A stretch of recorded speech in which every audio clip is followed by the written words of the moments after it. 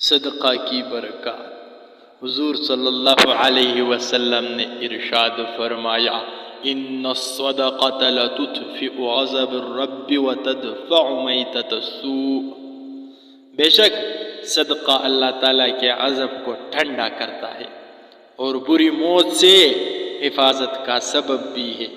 ایک اور روایت میں ہے، اتقوا النار ولو بشق التمرہ، جہنم کی آگ سے بچو خواہ کھجور کے ایک ٹکڑے کے ساتھ کیوں نہ ہو۔ ایک اور حدیث میں ارشاد فرمایا، حضور صلی اللہ علیہ وسلم نے ایک اور حدیث میں ارشاد فرمایا، الصدقۃ تطفئ الخطیئۃ کما یطفئ الماء النار۔ صدقہ خطاؤں کو ایسے بجھا دیتا ہے جیسے پانی آگ کو بجھا دیتا ہے۔ ایک اور حدیث شریف میں ہے، الرجل فی ظل صدقتہ حتی یقضى بین الناس۔ آدمی اپنے صدقے کے سائے میں ہوگا حتیٰ کہ لوگوں کے درمیان فیصلہ کیا جائے۔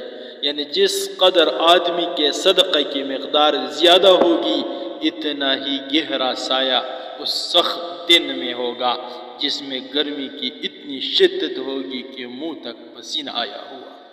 اس لیے جو آدمی یہ چاہے کہ روز محشر اللہ رب العزت کی ناراضگی اور جہنم کی آگ سے بچ جائے، وہ کثرت سے صدقہ کیا کرے۔